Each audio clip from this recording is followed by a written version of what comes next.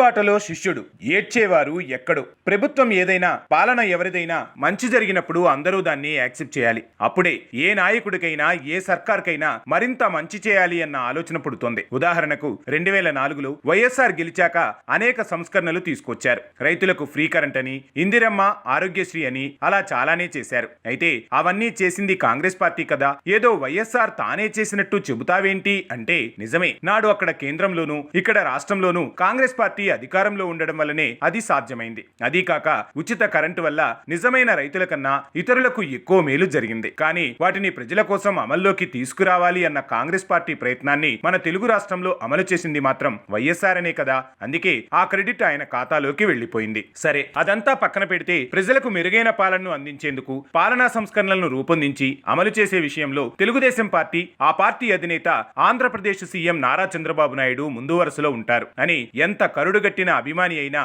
ఏ పార్టీలో ఉన్నా ఒప్పుకోక తప్పని నిజం, వాస్తవం.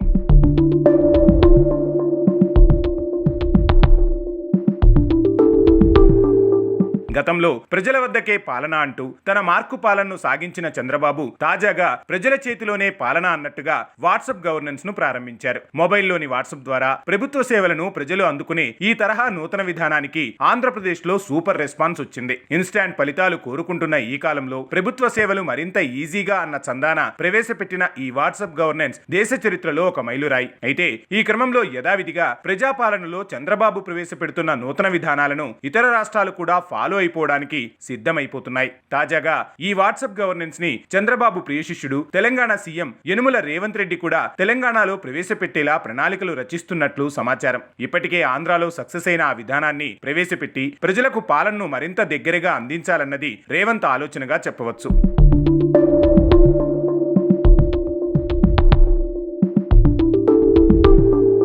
అది ఒక్కటే కాకుండా ఆంధ్రప్రదేశ్లో చంద్రబాబు సర్కార్ అమలు చేస్తున్న పలు విధానాలను సైతం తెలంగాణలో అమలు చేసే దిశగా రేవంత్ సర్కార్ కీలక నిర్ణయం తీసుకుంది. అందులో భాగంగానే ఆంధ్రప్రదేశ్లో భూముల రిజిస్ట్రేషన్లను మరింతగా సరళతరం చేయడంతో పాటుగా రిజిస్ట్రేషన్లను క్షణాల్లో పూర్తి చేసే విధంగా స్లాట్ బుకింగ్ విధానాన్ని అమల్లోకి తీసుకొచ్చింది. దాదాపుగా 10 నెలల క్రితం అధికారం చేపట్టిన కూటమి సర్కార్ పాలనలో పలు సంస్కరణలకు శ్రీకారం చుట్టింది. అందులో భాగంగానే రిజిస్ట్రేషన్ల శాఖను సమూలంగా ప్రక్షాళన చేసే దిశగా ఇదివరకే చంద్రబాబు మంత్రివర్గ సహచరులతో పాటుగా ఆయా శాఖల అధికారులకు దిశానిర్దేశం చేశారు. ఈ క్రమంలోనే రెవెన్యూ శాఖలో కొత్తగా రూపొందిన రిజిస్ట్రేషన్ల స్లాట్ బుకింగ్ విధానాన్ని ఇటీవలే ప్రారంభించారు. ఈ విధానం ద్వారా మనం ఏ రోజు రిజిస్ట్రేషన్ చేయాలనుకుంటున్నామో ఆ రోజు మనకు అనుకూలమైన సమయంలో రిజిస్ట్రేషన్ చేసుకునేలా ఓ స్లాట్ ను ముందుగానే బుక్ చేసుకునే అవకాశం ఉంది. ఫలితంగా గంటల తరబడి రిజిస్ట్రేషన్ శాఖ కార్యాలయాల వద్ద వేచి చూడాల్సిన అవసరం కూడా ఉండదు.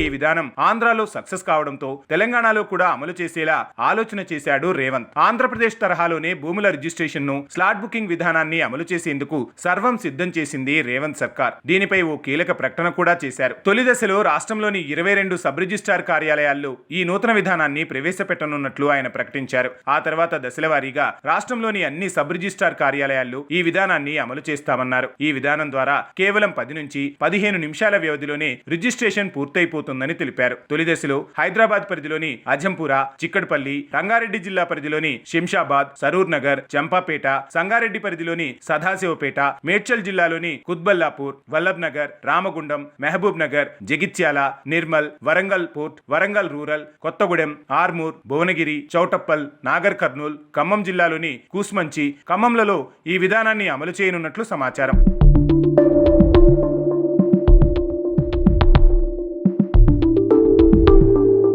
మరి చంద్రబాబు మొదలు పెట్టాడు కనుక నేను అమరావతి కట్టను, చంద్రబాబు మార్కు ఉంది కనుక నేను ఏ పని ముట్టను అన్న జగన్ పాలన తీరుకి పక్క రాష్ట్రమైన, పక్క పార్టీ ప్రవేశపెట్టిన ఆలోచనలైనా ప్రజలకు మేలు జరుగుతుంది అంటే వాటిని పరిగణలోనికి తీసుకొని పరిశీలించి మనం కూడా అమలు చేసి ప్రజలకు మంచి చేద్దామని ఆలోచన చేసిన రేవంత్ పాలన ఎక్కడ? బహుశా కరుడుగట్టిన కాంగ్రెస్ నాయకులు ఒప్పుకోకపోవచ్చు, కానీ ఈ ప్రజలను దృష్టిలో పెట్టుకుని ఆలోచన చేసే రేవంత్ రెడ్డి విధానం మాత్రం బహుశా చంద్రబాబు స్కూల్లో నేర్చుకున్నదే అన్నది ఒప్పుకొని తీరాల్సింది.